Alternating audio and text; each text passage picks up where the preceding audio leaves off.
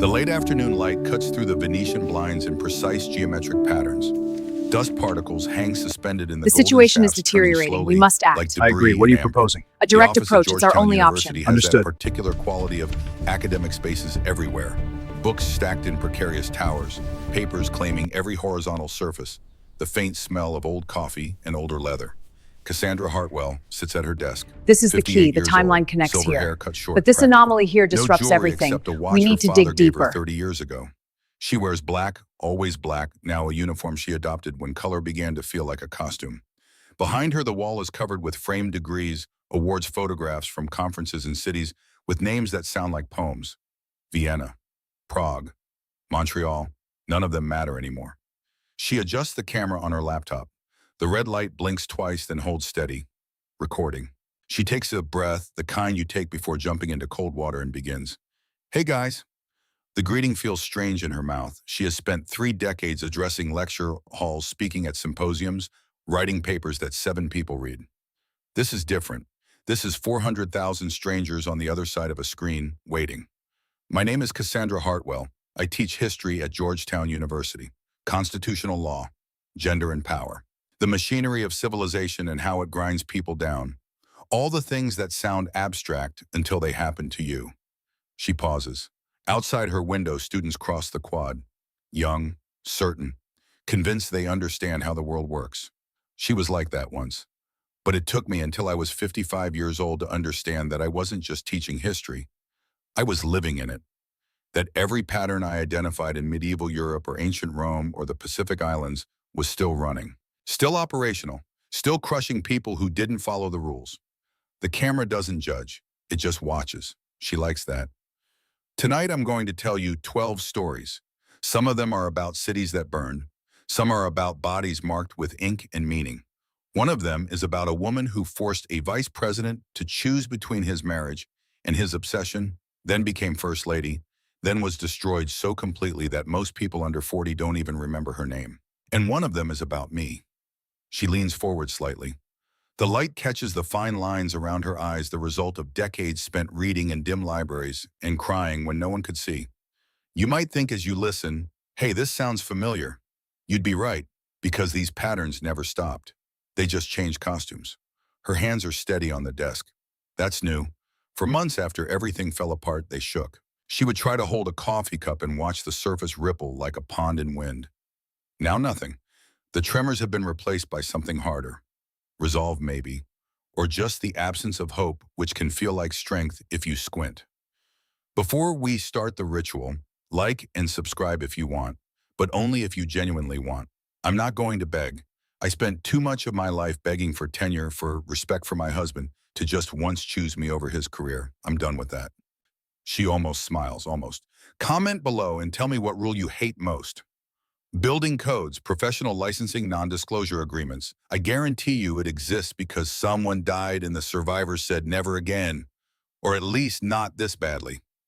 She picks up her water glass, takes a sip, sets it down with precision.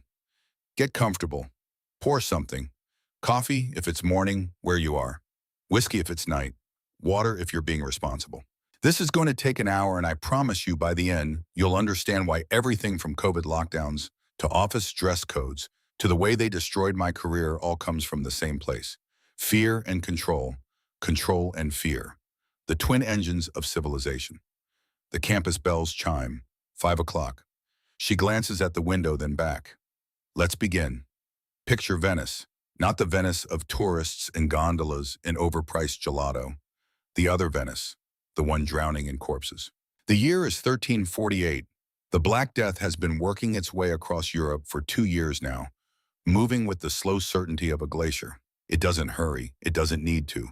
60% of the population is going to die, and the plague knows this, even if the people don't. Ships arrive in Venice's harbor every day. They come from Constantinople, from Alexandria, from ports whose names the Venetian merchants can barely pronounce. They come loaded with silk and spices and silver. They also come loaded with rats, and the rats come loaded with fleas. And the fleas come loaded with Yersinia pestis, a bacterium that will reshape European civilization and no one has ever heard of. The city officials stand on the docks watching. They don't understand contagion. They won't for another 500 years. They don't know about bacteria or viruses or vectors of transmission. What they have is pattern recognition. Ship arrives, people get excited, trade resumes. Then 3 days later, the coughing starts. 4 days after that, the bodies pile up faster than they can dig graves. Someone history doesn't record who, which is a shame because this person saved millions of lives, says something like, this didn't happen before the ship showed up. That's it.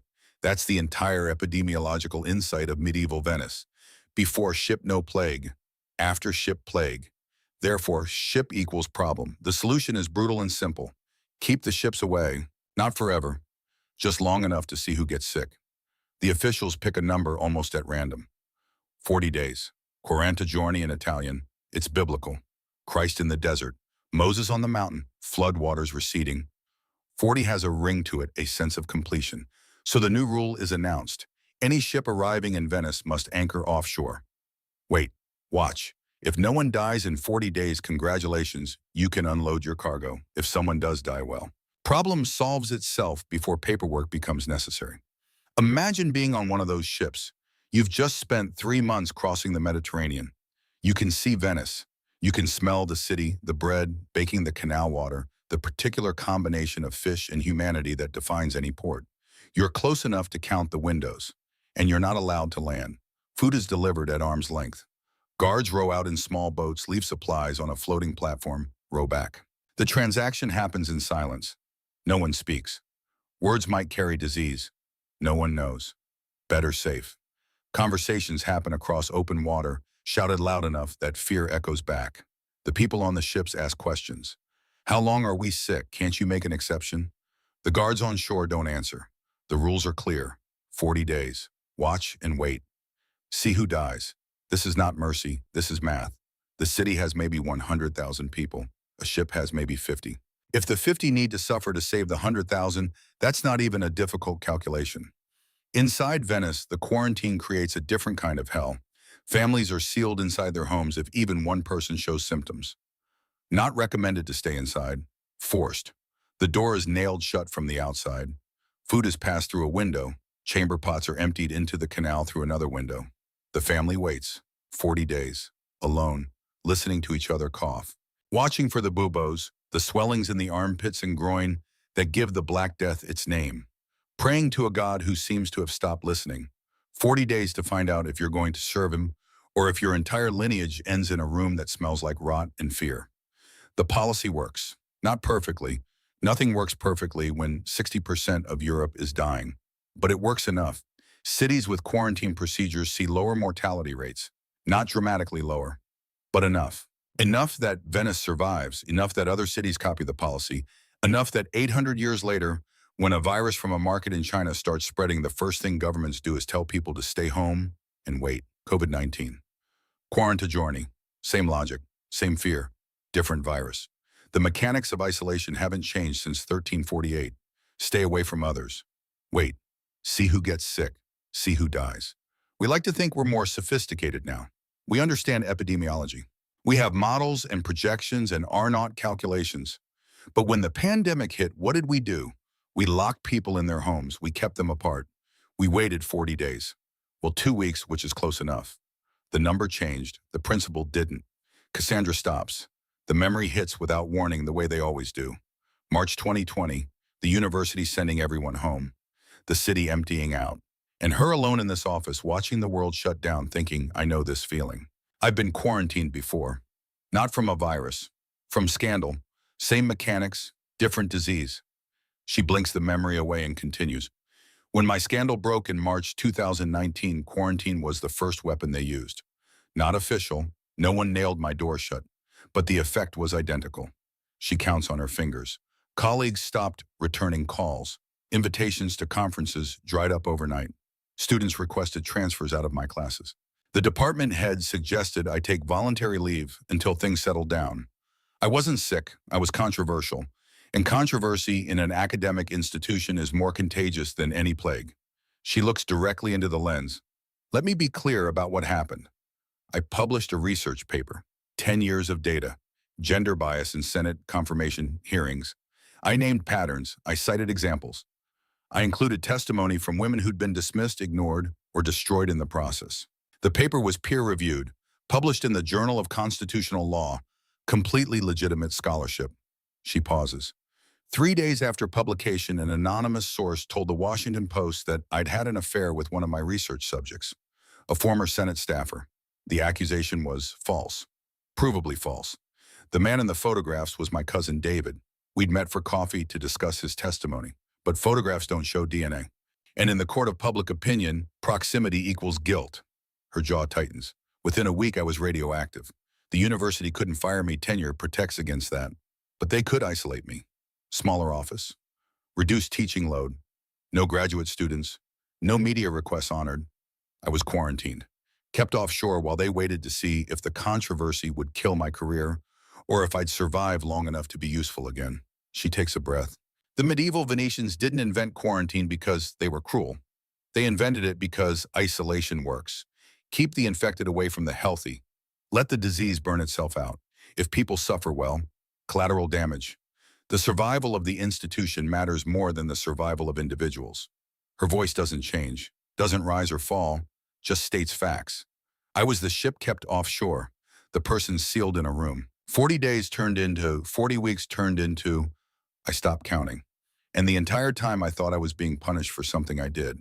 It took me months to understand. I wasn't being punished. I was being managed, contained, isolated until the danger of my voice, my research, my refusal to disappear burned itself out. She pauses. It didn't work. I'm still here. But God, it was effective for a while. The camera continues its vigil. She moves on. Bureaucracy was not invented because medieval rulers loved forms. It was invented because, in emergencies, everyone starts shouting at once and nothing works.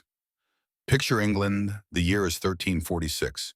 The 100 Years' War has been grinding along for 9 years already, though no one knows yet it's going to last 100. France and England are locked in the kind of conflict that destroys economies, empties treasuries, and fills graveyards. Add to this periodic famines when the harvest fails. Add plagues sweeping through whenever the weather turns warm. Add internal rebellions because peasants keep getting ideas about rights and dignity. The result is chaos. Beautiful, total administrative chaos. In the early days, governments ran on memory and verbal commands. The king says something, his advisors repeat it. Local officials try to remember it. By the time the message reaches the village level, it's been transformed through a game of telephone into something unrecognizable. This works fine when the commands are simple. Collect taxes. Raise an army. Don't murder each other too much. But in a crisis, memory fails. Who owes taxes this year? No one remembers.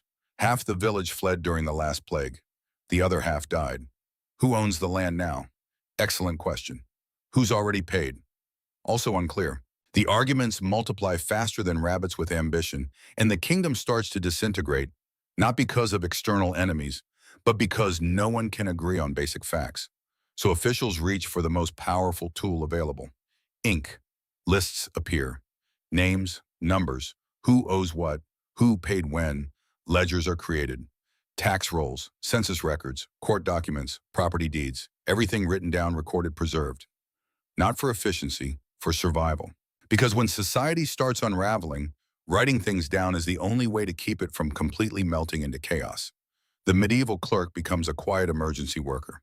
While soldiers fight and doctors fail heroically and priests pray uselessly, the clerk sits hunched over a desk, documenting reality so it doesn't disappear.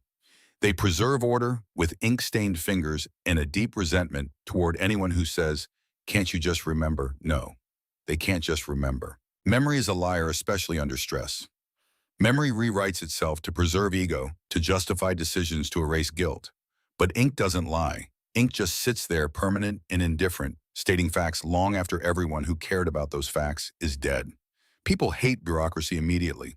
Forms are confusing, rules feel arbitrary, officials are slow, the system is impersonal. All true, all accurate criticisms. But bureaucracy has one unbeatable advantage. It works when everything else stops working. Once the emergencies pass, the paperwork doesn't disappear. Records prove useful. Written agreements reduce fights. Lists prevent duplication. Slowly, reluctantly, bureaucracy becomes permanent. What started as medieval panic management evolves into modern administration. Every permit, every license, every application. Every government form you've ever filled out traces its lineage back to a time when rulers realized that yelling orders into a crowd of terrified people produces nothing but louder yelling. Someone needed to write it down, make it official, create a record that survives panic. Is bureaucracy annoying? Yes. Does it feel pointless? Often. But it exists because medieval societies learned that chaos is worse. Somewhere in history, a tired clerk nodded and kept writing, and that small act of documentation saved civilization. Cassandra's hands are flat on the desk now. The laptop screen casts her face in blue light. My ex-husband Richard Hartwell served as senator from Maryland for 18 years. He's retired now, lives in Annapolis, still has connections, still has power, still has the ability to make phone calls that end careers. She doesn't elaborate immediately, lets the statement sit. Richard was very good at one thing, creating paper trails when it benefited him, destroying them when it didn't. Every conversation we had about my career, about my research, about my so-called image problem happened off the record. No emails, no text, just verbal understandings that evaporated the moment they became inconvenient. She looks at something off camera, a photograph maybe, or just the past. When I tried to get things in writing requests for research, leave agreement about conference, travel understanding about media appearances, he'd smile that smile and say, "Do we not trust each other? Do we really need to make this official? We're married, Cassie. We're partners." Her voice stays level, clinical even. I trusted him, and he knew that medieval lesson better than I did. Control the records, control the truth. When my scandal broke suddenly, there was paperwork everywhere. Emails I didn't remember sending, calendar invitations I allegedly accepted, meeting notes that painted me as reckless, improper a liability to the university and to Richard's political image. She taps the desk once, a small sound but definitive. The bureaucracy that was supposed to protect me, HOR policies, tenure procedures, institutional oversight became the weapon. Because bureaucracy is neutral. It doesn't care about truth, it cares about documentation. And whoever controls what gets written down controls reality. She opens a drawer, pulls out a thick folder, sets it on the desk. I learned. Too late, but I learned.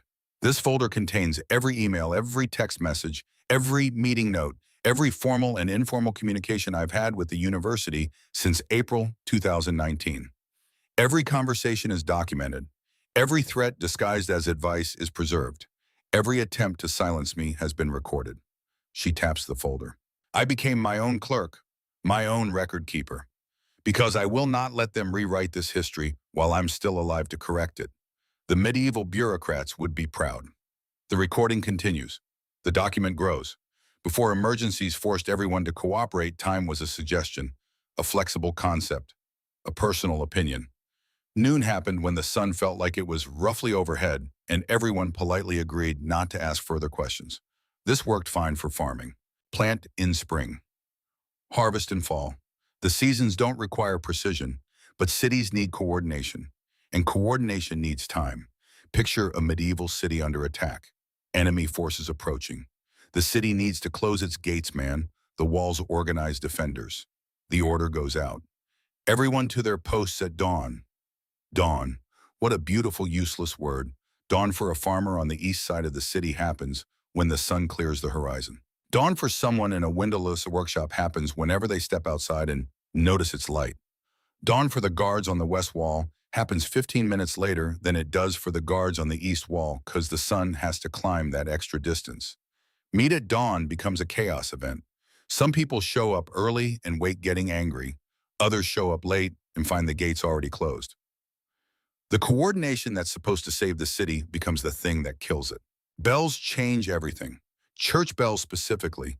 They ring at fixed hours, not based on the sun's position, which varies by location and season, based on mechanical time. Arbitrary, yes, but consistent. And consistency in emergencies is everything. The bell rings. Everyone hears it. Everyone knows what it means. Time stops being negotiable. You can't argue with a bell. You can't say, well, in my opinion, it's earlier than that. The bell rings. That's noon. Move. Mechanical clocks follow. Large, inaccurate, expensive machines that still do one thing better than nature. They agree with each other. One clock says noon. Another clock says noon. Suddenly the city is synchronized. Guards change shifts reliably. Markets open and close on schedule. Curfews can be enforced without arguments about shadows and sunset definitions. Coordinated responses become possible. When fire breaks out, everyone knows when the bells are sounding the alarm. When enemies approach, everyone knows when to report to stations. Time discipline allows the city to function as one organism instead of 1,000 individuals doing their best guess. People hate this immediately. Standard time feels intrusive, unnatural. They resent being told when to wake, work, pray, eat, and sleep. It felt foreign because it was. Medieval life had always flowed with daylight and seasons, not with bells screaming instructions from a tower. But once adopted, time discipline never leaves. It's too useful. Cities with synchronized time function better. Authority becomes easier to enforce. Emergencies become manageable instead of frantic. Fast forward a few centuries, and here we are. We schedule everything. We measure productivity by minutes. We panic if our phone battery dies because suddenly time becomes ambiguous again, and ambiguity makes us uncomfortable. All because medieval people once said, "We need everyone to show up now, not roughly later." Cassandra glances at her watch, the one her father gave her. He died 15 years ago, but the watch still keeps perfect time. She adjusts it on her wrist, and the gesture seems to carry weight. Timing is everything in politics. Everyone knows this, but knowing and understanding are different. She traces the edge of the watch face. I was preparing to publish my research paper in October 2018. 2 years of work, data on gender bias in Senate confirmation hearings. The analysis was complete. Peer review was done. Publication was scheduled for October 15th. I had the date circled on my calendar in red ink. Her finger stops moving. My scandal broke on October 12th, 72 hours before publication. Allegations of an improper relationship with a research subject. Anonymous sources. No evidence. Just whispers that became shouts, that became headlines. The Washington Post, Politico, The Hill, all running the same story from the same anonymous source. She looks up. The paper got buried, not officially withdrawn. The journal stood by the scholarship, but no one read it. Everyone was too busy discussing whether I'd slept with my cousin, which I hadn't, to notice that my professional work documented a pattern of systematic bias that made powerful people very uncomfortable. Her voice hardens just slightly. Coincidence, perhaps. But medieval cities knew control timing, control outcome. Release the news when it benefits you. Bury the news when it threatens you. The bell doesn't ring by accident. Someone pulls the rope. Someone decides when it's time for the story to break. She pauses. My ex-husband Richard received an advance copy of my paper in September. Professional courtesy, I sent it to him because several of his confirmation hearings were cited as examples. I wanted him to know before publication. I trusted him. The bitterness is quiet but unmistakable. 3 weeks later, the scandal breaks. Perfect timing. Not early enough to seem suspicious. Not late enough to be ineffective. Just enough time before publication to ensure maximum damage. The bell rang exactly when someone wanted it to ring. She looks into the camera. They controlled the timing of my destruction, but I'm controlling the timing of this. I choose when to speak. I choose when to publish. I choose when to ring the bell that says, "Pay attention, something's happening, and you need to hear this now." The watch ticks. Consistent, reliable, indifferent to human drama. Time moves forward whether we want it to or not. Medieval cities learned about fire the same way people learn not to touch a hot stove, by touching it repeatedly and acting surprised when everything caught fire again. Wood, thatch, narrow streets, open flames, constant wind. These 5 elements formed a perfect partnership dedicated to total urban destruction. A single spark could erase an entire neighborhood. One careless hearth, one overturned candle, one bakery getting a little too ambitious with the oven temperature. And suddenly the city is on fire in a way that feels personal. Flames jump from roof to roof like they have a schedule, like they planned this. People don't evacuate calmly. They run, they scream. They try to save items that in hindsight are deeply replaceable. The fire doesn't care. It keeps moving, keeps consuming, keeps converting civilization into ash at a rate that suggests enthusiasm. London burns in September 1666. The Great Fire. It starts in a bakery on Pudding Lane owned by Thomas Fariner, the king's baker, which would be funny if it weren't about to destroy 13,000 houses and 87 churches. The fire burns for 4 days. 4 days of watching everything you know turn into smoke and heat and memory. When it's finally over, when the last ember finally gives up, the survivors stand in the ruins and have a thought that should have been obvious centuries earlier. Maybe this keeps happening for a reason. Patterns become clear. Wooden buildings catch fire easily. Thatched roofs turn into launch pads for sparks. Buildings built too close together don't give fire anywhere to stop. It just keeps hopping one structure to the next like a child playing a game where the rules are destroy everything. So emergency rules follow. Not suggestions, rules. Thatched roofs are banned in certain areas. Stone and tile are encouraged then required. Buildings have to be spaced apart. Not for aesthetics, to give fires fewer opportunities to socialize. Hearths are regulated. Chimneys are inspected. Open flames suddenly become everyone's business. These aren't thoughtful urban reforms. They're trauma responses. The city learned a lesson written in ash and death, and the lesson is, don't let this happen again. People hate the rules immediately. Stone is expensive, tile is heavy. Spacing buildings means giving up valuable land. Property owners complain that the regulations will bankrupt them. Artisans complain that enforcement is arbitrary. Everyone complains until the next fire arrives and reminds them why the rules exist. Fire codes work, not perfectly. Fires still happen, but they don't consume entire cities with the same enthusiasm. Neighborhoods survive. Insurance systems eventually emerge. Rebuilding becomes manageable instead of constant. And once again, the emergency fix stays. Modern fire codes, sprinkler systems, building materials, spacing regulations, inspections, all trace their lineage back to medieval officials trying to stop cities from reenacting the same disaster every generation. The language changed. The enforcement improved. The frustration remained. We now think of fire safety as common sense. Medieval people thought of it as annoying interference until everything burned down again. Fire codes didn't make medieval cities safe. They made them survivable. And every time a building inspection annoys you, remember it exists because someone centuries ago watched their entire city burn and said never again, or at least not this badly. Cassandra's office is very quiet. Outside a siren passes, fire truck or ambulance, hard to tell. The sound fades into the evening. My career burned in 72 hours. That's how long it took from first headline to complete professional collapse. 72 hours. She speaks slowly now, each word chosen carefully. October 12th, Washington Post runs the story. Georgetown professor accused of ethics violation. Anonymous sources, no confirmation, just accusation. She counts on her fingers. October 13th, Politico follows up. Senator Hartwell's wife under investigation. Now it's tied to Richard's career. Now it's political. Another finger. October 14th, The Hill publishes an op-ed. When academics cross lines, the Hartwell scandal. Written by someone I've never met, someone who has no knowledge of the situation. But it doesn't matter. The narrative is set. She looks at her hands. By October 15th, the day my research was supposed to publish, no one was talking about gender bias in Senate confirmations. Everyone was talking about whether I'd slept with my research subject. My career was ash. Everything I'd built for 30 years gone. She leans back. And you know what's remarkable? No one changed the rules afterward. No new policies to prevent character assassination based on anonymous sources. No safeguards against coordinated media attacks. No fire codes for reputations. The bitterness is sharper now, because fire codes only get written when buildings burn. When careers burn, especially women's careers, the response is different. The response is she should have been more careful. She should have seen it coming. She should have built herself out of stone instead of wood. She unclenches her jaw deliberately.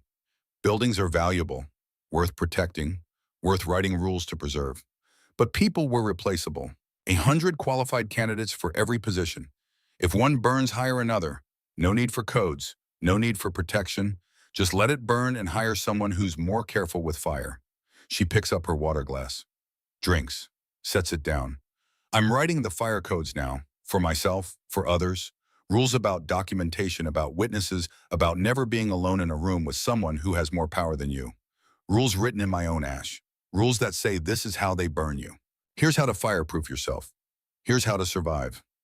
The siren is long gone. The office returns to silence. The recording continues. The first part ends here.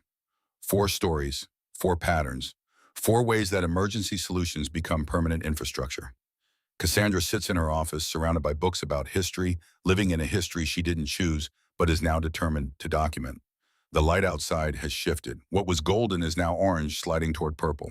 The campus empties, students to dining halls, to libraries, to lives they think are the beginning of everything.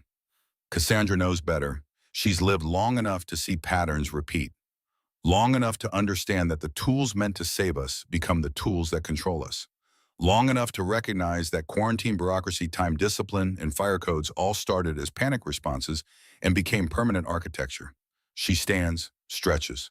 The camera frame adjusts automatically, tracking her movement. She walks to the window, looks out at the darkening quad. 4 down, 8 to go. She says it to herself, but the microphone catches it. A reminder, a marker, a breath before the next section. When she returns to the desk, she's carrying a book. Old, leather-bound, the spine cracked from use. She sets it down where the camera can see it clearly. This was my doctoral thesis, Roman sumptuary laws, laws about consumption, about who could wear what, about how Rome used clothing as legal code. I spent 6 years researching this, defended it in 1992, published a revised version in 1995, won awards for it. She opens to a marked page. I thought I was studying ancient history. Turns out I was studying my own future, because the next 4 stories aren't about rules imposed from outside. They're about how we carry control on our bodies, how power doesn't just regulate what we do, it regulates what we are. She looks into the lens. The light has changed her face, harder shadows, deeper lines. Let me tell you about purple. In ancient Rome, purple was not fashion. It was law made visible. Picture the Forum, the heart of the empire. Senators in white togas with the laticlavus, the broad purple stripe running from neck to hem. Equestrians, the knight class in togas with the angusticlavus, the narrow stripe. Everyone else in undyed wool watching. The purple tells you everything before anyone speaks. Who matters? Who doesn't? Who can give orders and who must obey? The dye itself is the color of money and murder. Tyrian purple, named for the city of Tyre where the production happens in massive vats that can be smelled from miles away. The process is this: harvest thousands of sea snails, Murex brandaris specifically, small creatures with glands that produce a yellowish secretion. Crack them open, extract the glands, crush them, ferment them in giant vats for days until the stench alone could knock a man unconscious. Then boil. The liquid that emerges is worth more than its weight in gold. The mathematics are brutal. 10,000 snails produce 1 gram of dye. 1 gram, enough to color maybe 6 inches of fabric trim. The economics make purple a monopoly of the ultra-wealthy, and Rome, understanding the power of visible hierarchy, turns economics into law. The toga picta, the all-purple toga, belongs to the emperor alone, not the emperor's family, not trusted advisors. The emperor, singular, wearing it without permission isn't presumptuous. It's treason. And treason in Rome has one punishment: death. The gradations are precise. Senators get the broad stripe. Equestrians get the narrow stripe. Wealthy citizens can have purple trim on the edges of their togas, but not too much. Magistrates can wear purple on official business. Children of senators wear the toga praetexta with purple borders until they come of age. Every variation communicates status instantly. This isn't symbolic law. It's enforced vigorously. There are documented cases, Marcus Aurelius Antoninus, for instance, of men executed for wearing purple that exceeded their rank. The crime wasn't vanity, it was implicit challenge to imperial authority. In Rome, if you look like you're claiming power, you're treated as if you are claiming power. And challengers don't live long. The color itself has strange properties. Fresh dyed, it often looks dull, brownish, disappointing. Only after exposure to sunlight does it achieve that famous brilliance. Deep, luminous, the color of power that refuses to fade even after decades. So wearing purple is also a performance. It must be seen, admired, recognized. Power in Rome isn't private. It demands witnesses. What makes this rule especially Roman is how casually brutal it is. Clothing becomes instant social sorting. You don't need to ask a man who he is. You look at his toga. 1 stripe, 2 stripes, no stripe. Purple does the talking, and it speaks loudly. The system works because it's visual and immediate. In a city of 1 million people, you can't know everyone. But you can read their clothes, and reading their clothes tells you how to behave. Who to defer to, who to ignore, who might be useful, who might be dangerous. Purple law persists for centuries. Emperors rise and fall, dynasties collapse. The Western Empire eventually disintegrates. But as long as Rome exists, purple remains regulated. Because visible hierarchy prevents the chaos of people forgetting their place. Cassandra closes the old book, opens a different one, more recent, a legal brief from 2019. When I was called to testify before the University Ethics Committee in November 2019, I wore a navy suit, not black, not gray, navy, professional, serious, appropriate. I paired it with a white blouse and minimal jewelry. I looked, I thought, like a credible academic defending her reputation. She traces the text with one finger. The next day, the conservative media outlets ran the story with the headline, Professor Hartwell's Power Play, the Psychology Behind Her Wardrobe Choice. They brought in fashion experts, body language analysts, people who discussed my aggressive color selection and masculine styling, an attempt to intimidate the committee through sartorial dominance. She looks up. Navy blue, a suit. That was my purple. That was my violation, because there is no correct choice. If I'd worn a dress, they'd have called me frivolous, using femininity to manipulate. If I'd worn gray, they'd say I was trying to disappear, evidence of guilt. If I'd worn black, I'd be in mourning for my own career, already admitting defeat. She sets the brief aside. Romans used purple to mark hierarchy. Modern America uses appropriateness. Different dye, same mechanism, same control. The body is red, the reading determines treatment, and the person wearing the body has no say in how it's interpreted. She leans forward. Here's what I learned. It doesn't matter what you wear. What matters is whether the system has decided you're a threat. If you're a threat, every choice is evidence. The purple isn't the color. The purple is the excuse. Tattoos were not art.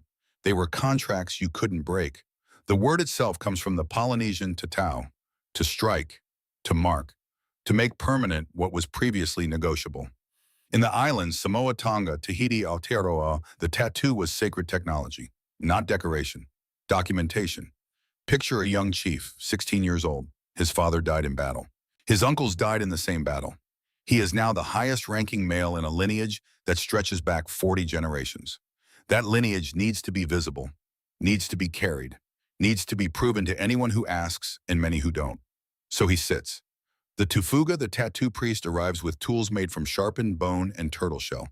The design has been memorized, passed down through generations of Tufuga learned in sequences that take years to master. Every line means something. Every curve represents an ancestor. Every pattern is a chapter in the story of this family, this bloodline, this claim to authority. The process takes weeks, sometimes months. The tools are tapped into the skin with a rhythm like a heartbeat. Tap, tap, tap. Blood wells up. Ink made from candle nut soot mixed with water settles into the wound. Tap, tap, tap. The pain is extraordinary, blinding, all-consuming, and intentional. A feature, not a flaw, because the pain proves something. It proves the chief can endure, can sit still while his body is transformed, can accept the weight of his ancestors literally carved into his flesh. A man who flinches repeatedly, a man who cries, a man who asks for the process to stop. That man isn't ready to carry the family name. The designs are specific to body location. Thighs and hips for genealogy, the pia for men covers from waist to knee, lower back for strength and foundation, chest for courage and protection. Face for the highest chiefs, the ones whose authority needs to be recognized instantly from a distance across a melee or battlefield. You can't lie about a facial tattoo. It's there, permanent, unmistakable. An incomplete tattoo is a kind of social death. It means the bearer couldn't finish, couldn't endure, was found wanting. In many Polynesian cultures, an adult man without proper tattoos is suspect, untrustworthy, maybe from a weak lineage, maybe a coward, maybe someone who thought they could opt out of tradition and still claim respect. They were wrong. The tattoo turns the body into an archive, into a legal document, into proof that doesn't require witnesses or written records. Your skin tells your story whether you want it to or not. And in a culture that values oral history, that moves between islands, that has no bureaucracy or writing systems, for most of its history, this permanence is everything. When Christian missionaries arrived in the 1700s, they were horrified. They saw the tattoos as savage, pagan, evidence of moral decay and devil worship. They tried to stop the practice, ban it, shame people out of it. In some places, they succeeded for generations. The knowledge went underground. But the tattooed chiefs carried their genealogies even into churches, into schools, into the colonial systems that tried to make them forget. The ink remembered when memory was supposed to fail. And eventually the practice returned, survived, persists today as cultural reclamation and identity. Cassandra touches her own wrist. No tattoos. The skin is marked only by age. Freckles, a small scar from a childhood accident. When my scandal broke, I learned about digital tattoos, the permanent marks that can't be removed. She turns her wrist over, examining it as if searching for something invisible. Google never forgets. Every photograph of me with David, my cousin, my research subject, a man I've known since childhood, is still online. Getty Images, a P photo, stock photography websites. The images are tagged with my name, his name, and the word scandal. They're searchable, permanent. She looks up. Every article that called me disgraced professor still ranks first in search results. Every tweet, every comment from people who never met me, never read my research, never asked for my side of the story. Every hot take from pundits who needed content and found an easy target. Her voice remained steady. I didn't choose these marks, didn't sit for them, didn't endure ritual pain to earn them. They were applied without consent, without ceremony, without honor. Just the permanent stain of public judgment carved into the internet, searchable forever. She pauses. Polynesians chose their marks, earned them through pain and endurance. The marks told a story the bearer controlled. This is my lineage, my achievements, my identity. My digital tattoos tell a story I never authorized. This is your shame, your failure, your permanent stain. She leans back. But here's what the missionaries learned and what my destroyers will learn. You can force marks onto someone. You can try to write their story on their skin, but you can't control what those marks mean forever. Polynesian tattoos survived colonialism and became symbols of pride, resistance, and cultural survival. My digital tattoos will be recontextualized. Not today, not this year, but eventually. She looks into the camera. The mark is permanent, but the meaning is negotiable. That's what gives me hope. In Japan, tattoos were courage. Then they became punishment. Same ink, opposite meanings. The early history is beautiful. Fishermen along the coasts of Japan tattooed themselves with protective symbols. Dragons, waves, deities that govern the ocean and weather. The tattoos were functional spirituality. Insurance policies written in indigo and pain. The sea was dangerous. The sea killed casually. So you marked yourself as protected, as belonging to forces larger than wind and water. The tattoos also signaled endurance. The process hurt badly. Traditional Japanese tattoos, Irizumi used hand-poke techniques. Needles tied to bamboo. Ink mixed from soot and sake. Hours of work for a section the size of your palm. Months for a full back piece depicting a scene from legend or nature. Years for a full body suit. The pain was the price of legitimacy. Men who bore elaborate tattoos announced something to the world: I can endure. I have discipline. I have resources to pay a master tattooist. I have time to sit still while my body becomes art. In a culture that valued stoicism, self-control, and the ability to suffer without complaint, this mattered. The tattoo was proof of character before the man ever spoke.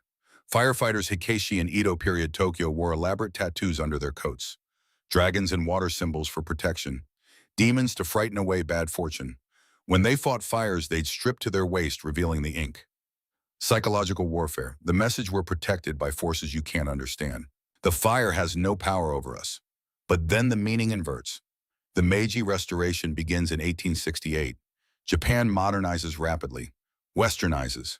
The new government wants to appear civilized to European powers. And Europeans view tattoos as barbaric, savage, the mark of primitive peoples. So Japan makes a choice. Ban tattoos. Not everywhere, not completely, but criminalize the practice for most of the population. And more significantly, use tattoos as punishment. Criminals are forcibly tattooed on the face, on the arms, on places that can't be hidden by clothing. The marks are simple, crude, not art, just labels. A single line across the forehead means thief. A character on the arm means fraud. A mark on the hand means violence. The punishment is brilliant in its cruelty, because unlike prison sentences that end, tattoos don't end. The criminal is marked permanently. Every interaction for the rest of their life begins with that mark. Every job interview, every attempt to integrate back into society, the mark speaks first, says this person cannot be trusted. The same technology that elevated fishermen and firefighters now degrades criminals. The same needles, the same ink, the same permanence. But the meaning has reversed completely. In one context, tattoos prove courage and endurance. In another, they prove shame and deviance. This dual history creates a cultural wound that never fully heals. By the 20th century, tattoos in Japan are associated almost exclusively with Yakuza organized crime. The traditional art form persists underground among people who've been marked as outsiders by choice or circumstance. But the stigma remains. A tattooed body is a suspicious body, a body that exists outside the bounds of respectable society. The beautiful irony, the fisherman's tattoos and the criminal's tattoos are technically identical. Same process, same permanence. But one group chose their marks as protection. The other had marks forced upon them as punishment. And Japan deliberately confused the difference, blurred the line, made all tattoos suspicious. Because if you can't tell the brave from the criminal by looking at their skin, better to assume everyone marked is dangerous. Better to exclude them all. Safety through stigma. Cassandra is quiet for a long moment. The camera records the silence. Outside the campus, lights have come on fully now. Small points of illumination against the darkness. I was granted tenure at Georgetown in 2004. 43 years old, early for the university, considered a significant achievement. The administration made a formal announcement. Reception with the dean, press release that went to academic journals and news outlets. I was described as a rising star in constitutional scholarship. She picks up a printed article from her desk, dated October 2004, her younger face smiling from a photograph. That phrase, rising star, it appeared in the Washington Post profile, in the Chronicle of Higher Education feature, in my university bio for 15 years. It became part of my identity. How I was introduced at conferences, how colleagues described me. She sets the article down, picks up another, this one from October 2019. After the scandal, the university updated my bio, removed rising star, replaced it with tenured professor under review for ethical conduct. Same person, same scholarship, same tenure, but the descriptor changed overnight. Her jaw tightens almost imperceptibly. I became marked, not with ink, with language. Professor under investigation, accused of ethics violations, subject of ongoing review. These phrases attached to my name in every article, every mention, every introduction. The mark wasn't on my skin, it was in the databases, the metadata, the archived articles that will outlive me. She looks directly into the lens. Japan understood. The mark is power. The mark doesn't have to be visible ink. It can be language. It can be association. It can be the phrase that always appears before your name. Disgraced professor. Controversial scholar. Accused academic. She pauses. They tattooed me digitally, permanently, changed my meaning from rising star to potential liability. And like the criminals of Edo period Japan, I carry that mark everywhere. Can't hide it, can't remove it. Just have to live in a world where the mark is read before I speak, where the meaning was chosen by someone else, and I have no appeal. She sets both articles aside. Same person, same accomplishments, different mark, different meaning. The technology changed from needles to search engines. The principle didn't. The Romans feared Celtic warriors not because of their weapons, because of their bodies. Picture the Roman legions marching through Britain in 55 BCE. Julius Caesar's first invasion. Professional soldiers. Organized. Armored in standardized gear. Lorica segmentata, the segmented plate armor. Scutum shields. Gladius swords. Each soldier looks like the next. Each unit moves in formation. The Romans believe in uniformity, in discipline, in the power of the collective machine. Then they see the Celts, naked or nearly so, bodies painted blue with Wild Asatis tinctoria, a plant that grows wild across Britain. The dye is extracted from leaves fermented mixed into paste, applied in intricate patterns, swirls, spirals, animal shapes, boars, horses, wolves, ravens. Geometric designs that seem to move when the warriors do. The designs aren't random, they're tribal markers, family symbols, declarations of lineage and allegiance. But to the Romans encountering this for the first time, they just look like chaos made visible, like the boundary between human and beast has dissolved. Like these warriors have rejected civilization entirely. The Celts also tattoo, permanent marks mixed with temporary paint. The combination is transformative. The body stops being just a body, it becomes a weapon before the battle even starts. It becomes intimidation, psychological warfare, terror made flesh. Roman historians write about this with barely concealed horror. Cassius Dio, writing centuries later about the Britons, describes warriors with designs of all sorts of animals covering their bodies. Herodian mentions how they tattoo their bodies with colored pictures to frighten enemies. The subtext is clear: these people are not civilized. They don't respect the proper boundaries between human and decoration, between individual and tribal identity, between acceptable and aberrant. The painted bodies serve multiple functions. They identify which tribe a warrior belongs to, crucial on battlefields, where hundreds of warriors from dozens of tribes might fight together. They invoke protective spirits. The animals rendered in woad are supposed to lend their qualities to the wearer: the boar's ferocity, the horse's speed, the wolf's cunning, the raven's battle wisdom. They also mark passage and achievement. A young warrior earns new marks with each battle survived, each enemy defeated, each act of courage witnessed by the tribe. The body becomes a resume, a combat record, visible proof of experience and prowess. But most importantly, the marks terrify enemies. Roman soldiers are trained to fight other soldiers, people who look like them, people in recognizable armor, following recognizable tactics, behaving in predictable ways. Celtic warriors look alien, other, dangerous in a way that bypasses rational assessment and goes straight to primal fear. This is not accidental. Celtic warfare includes significant psychological components. The war cry, a sound the Romans describe as inhuman, like the howling of wolves mixed with the screams of the dying. The Carnyx war trumpets, shaped like animals, designed to produce sounds that carry for miles and freeze enemies in terror. And the bodies, the painted, tattooed, deliberately frightening bodies. The strategy works. Roman accounts of early battles in Britain describe legionaries breaking formation, fleeing, refusing to advance. These are professional soldiers, veterans of campaigns across Europe and Africa, and they're terrified of painted barbarians. The Romans eventually win, of course.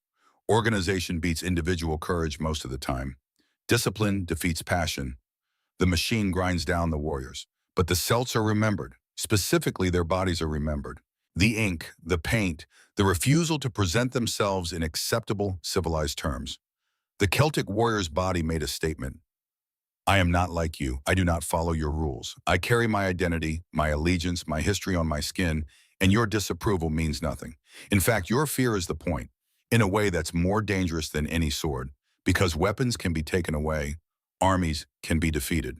But the refusal to assimilate, the insistence on being visibly, undeniably other, that persists even in defeat. Cassandra stands abruptly. The camera frame adjusts, tracking her movement. She's pacing now, energy building in her voice and her gestures. After my scandal broke in October 2019, I made a series of choices about my appearance. Deliberate choices. Calculated. She touches her short hair. First, I cut my hair, all of it. Went from shoulder length to half an inch. My hairdresser tried to talk me out of it. Said it was too drastic. Said I'd regret it. I told her to cut it anyway. Then I cut it shorter. Now it's about an inch long, silver, undyed, severe. She gestures to her clothing. Second, I stopped wearing color. Black became my uniform. Black suits, black shirts, black shoes. Occasionally very dark gray if I'm feeling rebellious. No patterns, no decoration, nothing soft. She drops her hands. Third, I stopped wearing makeup. Stopped styling my hair beyond basic hygiene. Stopped jewelry except this watch. Stopped performing femininity in any recognizable way.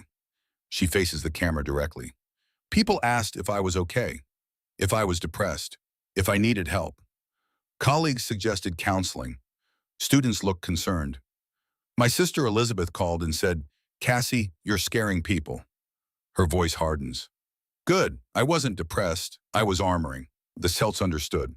When the system attacks you, your body becomes the battlefield. You have two choices. You can present yourself in acceptable terms, soft, apologetic, feminine, non-threatening, and hope they show mercy. Or you can paint yourself blue and say, this is who I am now. I will not make myself smaller to make you more comfortable. She stops pacing, plants her feet. The hair, the clothes, the absolute refusal to smile in photographs or meetings. These are my war paint, my tribal markers. My visible declaration that I am not returning to who I was before October 2019. That woman is dead. She died when she believed the system would protect her, when she thought merit and evidence mattered more than narrative. Her hands gesture sharply. This version of me, short hair, black clothes, no performance. This is the warrior version, the version that knows what Rome does to people who don't stay in their assigned place, the version that has stopped hoping for fairness and started preparing for war. She leans toward the camera. The Celts lost to Rome militarily, but they're remembered. 2,000 years later, we still talk about the warriors who painted themselves blue and refused to assimilate, who said through their bodies, "We are not you. We will not be you, even if it kills us." She straightens. "I'm not trying to win in the traditional sense. Georgetown can't fire me. Tenure protects that. Richard can't touch my research. My cousin David supports my work. But they can isolate me. They can make my life uncomfortable. They can hope I'll resign, disappear, make their problem go away." Her voice drops to something quieter, harder. "I won't. This body, this short-haired, black-clothed, unsmiling body, says every day I'm still here. I haven't broken. I haven't disappeared. And I will not perform the femininity you need to feel comfortable dismissing me." She sits back down. The energy settles but doesn't dissipate. War paint isn't about looking pretty. It's about announcing I'm ready for battle. I've chosen my side. I'm not hiding. The camera records. The light shifts. The second part is halfway complete. Outside, the campus has settled into evening routines. Library lights glowing, dorm windows illuminated, scattered students crossing between buildings wrapped in coats against the October chill. They don't know that in this office, a woman is documenting a war, creating evidence, building a record that will outlast everyone who tried to erase her. Cassandra glances at her notes. 4 more stories in this section. 4 more examples of how bodies become documents, become weapons, become evidence the system can't erase. But first, a moment. She reaches for her water glass, drinks slowly, sets it down precisely.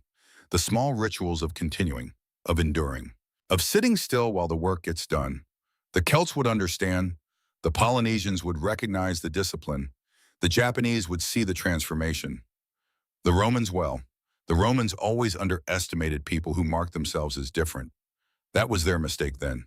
It's the system's mistake now. Cassandra looks into the camera, ready to continue. The war paint is on. The battle has only just begun. The light has changed again. What was orange is now deep purple, the last remnants of daylight fading into October night. Cassandra has been recording for nearly 2 hours.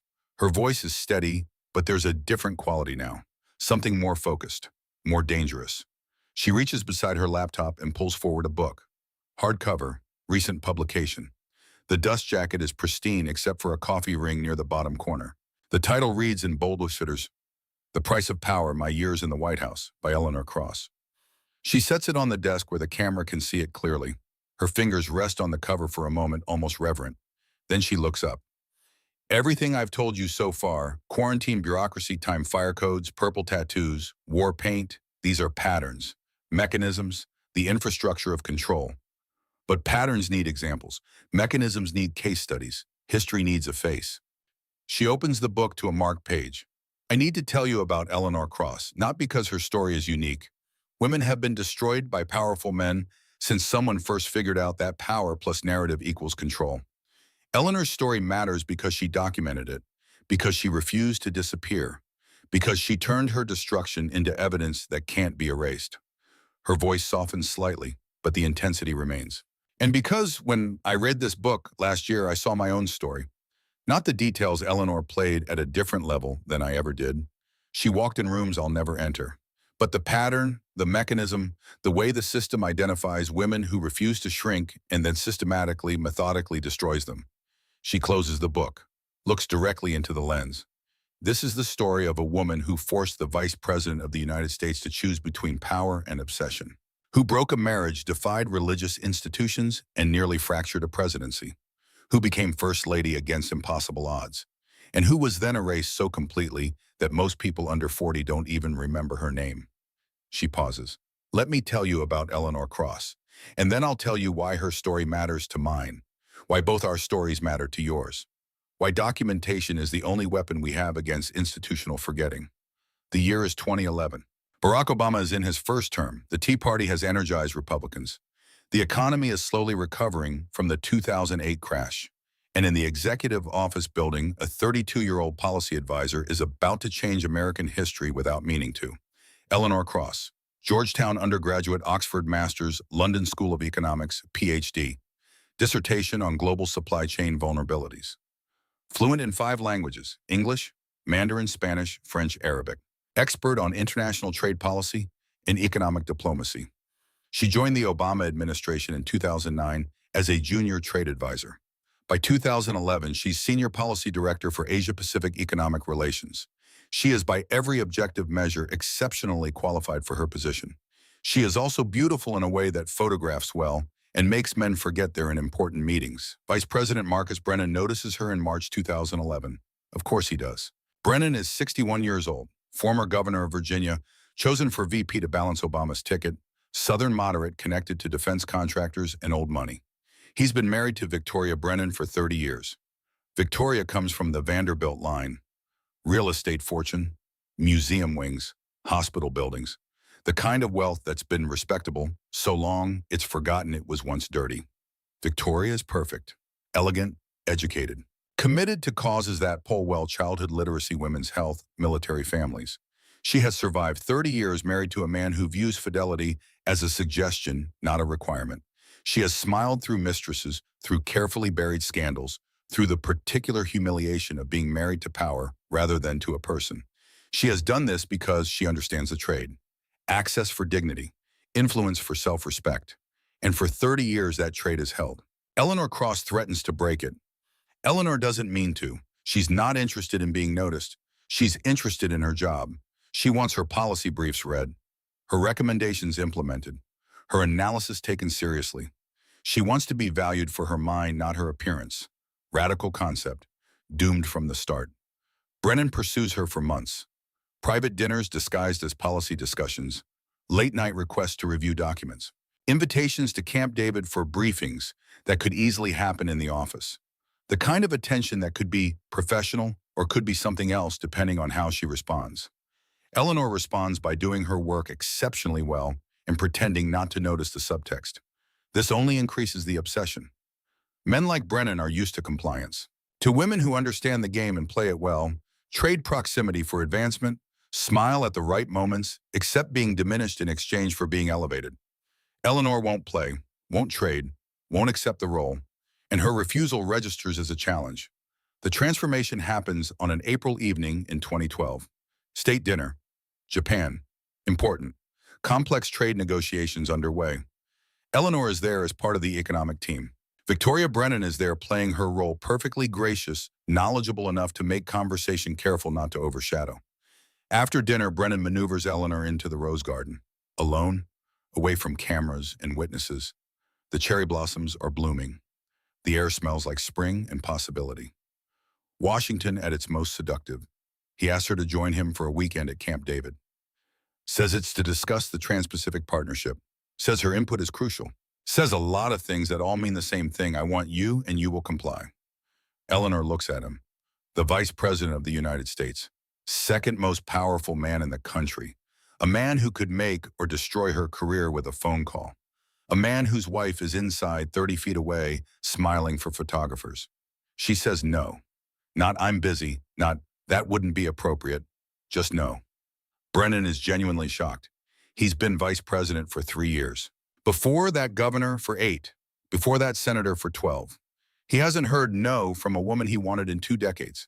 He tries again, emphasizes the importance of the TPP, suggests her career could benefit significantly from his personal mentorship, uses every coded phrase for sleep with me and I'll make you successful. Eleanor's response is calm, clear, devastating. If you want me in your life, marry me. I don't do temporary. I don't do convenient. I don't do secret. Marriage or nothing. She might as well have detonated a bomb in the rose garden. Brennan laughs, has to be joking. No one makes demands of the vice president, especially not demands about marriage, especially not a 32-year-old policy advisor with student loans and a rented apartment in Adams Morgan. But Eleanor doesn't laugh. She holds his gaze, and Brennan realizes she's serious, completely serious. She would rather walk away from the second most powerful man in America than accept being his mistress. The psychology is fascinating. Brennan has had affairs, discreet ones, managed by fixers, forgotten by everyone except the women involved. But Eleanor's refusal transforms the dynamic. Suddenly she's not available, not accessible, not controllable. And men like Brennan need to control, need to possess, need to win. The obsession deepens, becomes something darker, more desperate, more dangerous. Over the next months, Brennan can't stop thinking about her refusal, about the fact that she looked at him at his power, his connections, his ability to reshape her career, and said no. No one says no, no one refuses, except Eleanor. And in that refusal, she becomes irresistible. By December 2012, Brennan is fantasizing about divorce. An insane thought. Victoria's family controls significant Democratic donor networks. Her social connections are worth millions in fundraising. Her public image as the devoted political wife is essential to his brand. Divorcing her would be professional suicide. But Eleanor won't compromise, won't be hidden, won't accept the role every other woman has accepted. And Brennan, for the first time in decades, feels something other than entitlement. He feels desperate. He feels obsessed. He feels like a man who will burn everything down to possess what he cannot have. January 2013, Obama's second inauguration. Brennan has 4 more years as VP, 4 more years of proximity to power, 4 more years of wanting what he cannot have. He arranges a private meeting with Eleanor, not at the White House, not at his residence, a secure location in Virginia, a place his security detail can isolate, where conversations stay private. He makes his case. He'll divorce Victoria. He'll wait until after the midterms, politically smart. He'll settle generously. Victoria won't fight if the money is right. And then when the scandal has faded enough, he'll marry Eleanor. Eleanor listens, says nothing, waits. Brennan keeps talking, describes their future. Second term ends 2017. He'll run for president in 2020. She'll be first lady. They'll have a child, a son, hopefully. Legacy, dynasty, the Brennan political machine for generations. Eleanor still says nothing. Finally, Brennan stops, looks at her, asks, "What do you think?" Eleanor's response is quiet, firm, unshakable. "I think you're describing a fantasy. I think you're not ready to pay the price for what you say you want. I think you'll change your mind the moment your advisors explain the political cost. I think this meeting will end and you'll go back to your life and I'll never hear from you again." Brennan starts to protest. Eleanor holds up a hand. "Prove me wrong. File for divorce tomorrow. Make it public. Face the consequences. Then we'll talk about the future. But not before. I won't be your secret. I won't be your maybe someday. I won't be the thing you want but won't claim." She stands. Marriage or nothing. Those are the terms. They haven't changed. She walks toward the door. Brennan actually moves to block her path. Desperate now, pleading. "What do I have to do? Tell me. I'll do it." Eleanor looks at him, really looks, and what she sees isn't the vice president. She sees a man who's about to make a catastrophic decision because he cannot tolerate being told no. "File for divorce. Publicly. Tomorrow. Make it real. Then call me." She leaves. Brennan stands in the empty room, surrounded by the wreckage of his certainty, faced with an impossible choice. Power or Eleanor? The political machine or the one woman who refused to be controlled by it? For 30 years, Marcus Brennan has chosen power, has chosen a career over conscience, ambition over honesty, the system over the self. For 30 years, that choice has worked. Eleanor Cross is betting it won't work anymore. She's wrong, but not in the way she expects. Marcus Brennan files for divorce on February 14th, 2013. Valentine's Day. The symbolism is either deliberately cruel or spectacularly tone-deaf. Probably both. The filing is public record within hours. CNN breaks the story at 4:47 p.m. Eastern Standard Time. Vice President Brennan files for divorce after 30 years. The political world experiences immediate cardiac arrest. This doesn't happen. Vice presidents don't divorce while in office. Presidents don't divorce while in office. The last sitting president to divorce was never. There is literally no precedent. Victoria Brennan is not a woman who tolerates being unprepared. She has known for months that this was coming, has watched her husband's obsession grow, has tracked his meetings with Eleanor through sources in the Secret Service, has prepared. She holds a press conference at 6:15 p.m., less than 90 minutes after the story breaks. She appears in the White House briefing room, a power move using official space for personal crisis. She wears pale blue, pearls, the costume of wounded dignity. Her statement is brief, devastating, perfectly calibrated. "I am shocked and deeply hurt by my husband's decision. For 30 years, I have stood by him through every challenge, every campaign, every crisis. I believed in our marriage vows. I believed in commitment. Apparently, my husband did not." Pause, she dabs her eyes. The cameras capture everything. "I will not, however, be making this easy. I will not accept a quiet dissolution of a marriage built on trust he has now shattered. I will contest this divorce. I will demand a full public accounting of why the vice president has chosen to abandon his family. And I will make certain the American people understand exactly what, or rather who, has caused this decision. She doesn't name Eleanor, doesn't have to. The message is clear, there's another woman. And Victoria will destroy her. The press goes feral. Within 24 hours, Eleanor's name surfaces. Anonymous sources, whispers.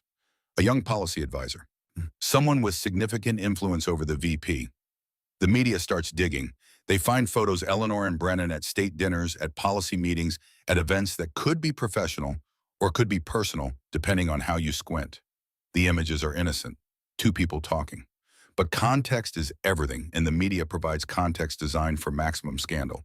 By the end of the week, Eleanor Cross is the most famous woman in America, and not in a good way. Conservative media calls her a homewrecker, a seductress, a manipulative opportunist who destroyed a 30-year marriage for ambition. Liberal media is barely better. They frame her as a victim of Brennan's midlife crisis, which is insulting in a different way.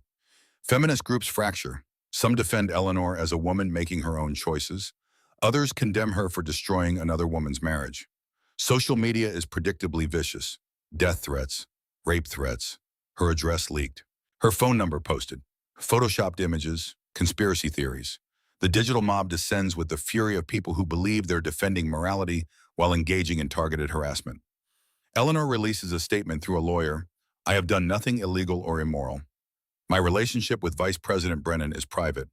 I refuse to apologize for existing. This makes everything catastrophically worse. March 2013. The scandal is 5 weeks old. Approval ratings for Brennan have cratered from 54% to 31%. Obama's numbers have dropped by association. Democratic strategists are in full panic mode. The midterms are 18 months away. This scandal could cost them the Senate. Someone history will probably never know who proposes a solution. A different woman. Her name is Jane Morrison, 29 years old, Deputy Communications Director, blonde, conventionally attractive in an unthreatening way. More importantly, quiet, deferential.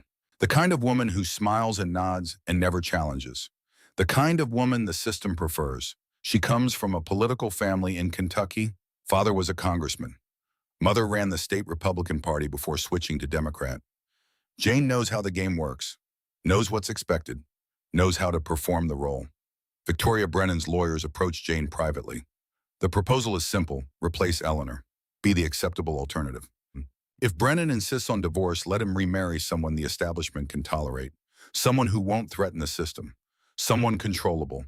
Jane would become First Lady eventually. Brennan has ambitions for 2020. Jane would get power access legitimacy. All she has to do is make herself available and let the advisors steer Brennan away from Eleanor. The beautiful cruelty of this plan: it might work, because Eleanor has made enemies. Her refusal to play the game has alienated potential allies. Her statement, I refuse to apologize for existing, offended people who wanted contrition. Her unwillingness to disappear has frustrated the fixers who specialize in making problems go away. Jane, by contrast, is already being positioned as the victim. Another young woman caught in Brennan's chaos. Sympathetic profiles appear. She's photographed looking professional, composed, mature beyond her years. The message: this is the kind of woman who should marry a vice president, not Eleanor. The campaign is subtle but effective. Whisper networks in Washington start promoting Jane. Dinner party conversations shift. Donors express concerns about Eleanor. Advisors present Brennan with polling data. Jane polls at +12 favorability. Eleanor at -23. The pressure builds. Brennan's chief of staff arranges a coincidental meeting between Brennan and Jane at a donor event. They talk. She's charming, easy, uncomplicated. She doesn't challenge him, doesn't demand marriage or nothing. Just smiles and makes him feel powerful instead of desperate. For the first time since February, Brennan wavers. April 2013. 3 months since the divorce filing. Eleanor and Brennan haven't spoken in person since January. All communication has been through intermediaries, but she knows. Washington is a small town. She hears about Jane, about the campaign to replace her, about Brennan's wavering. She forces a meeting, shows up at the VP residence, gets past security because she's still technically a White House employee, walks into Brennan's private study and says 4 words, "Are you choosing her?" Brennan is genuinely startled. He hasn't expected this, hasn't prepared. He stammers something about complications, about political realities, about how Eleanor has to understand the pressure he's under. Eleanor listens, then speaks. Her voice is calm, level, absolutely cold. Let me be clear about what's happening. Your advisors have found you a replacement. Someone easier, someone who won't challenge you, someone who understands that her job is to look pretty and stay quiet. They're offering you an exit from the hard choice, a way to have divorce without controversy, power without price. She steps closer. Jane Morrison is lovely. She'll make an excellent first lady for a man who wants decoration. But that's not what you told me you wanted. You said you wanted a partner, someone who challenged you, someone real. Brennan starts to respond. Eleanor cuts him off. But maybe you were lying. Maybe you just wanted conquest, the woman who said no. And now that you've won, now that I've agreed to marry you, the chase is over. The obsession is fading. And you're realizing that actually living with a woman who has opinions and refuses to shrink is more than you bargained for. She walks to the door, stops, turns. So here's your choice. Marry Jane. Have a peaceful vice presidency with a woman who'll smile and stay silent and never make your life complicated. The establishment will love you. The donors will come back. You'll be fine. Pause. Or marry me and accept that I come with complications, that I will never be quiet, that I will challenge you, that I will expect you to be a man of your word even when it costs you, that marrying me means choosing the hard path, the real path, the path where you actually have to mean what you say. She opens the door. You have 24 hours. After that, I'm gone. Not just from this conversation. From Washington. From your life. You'll never see me again. She leaves. Brennan stands in his study surrounded by books on American history and portraits of vice presidents who managed not to implode their careers over women. He has 24 hours to choose between the system and the one person who refused to be part of it. For 30 years, he's chosen the system. Eleanor is betting he won't this time.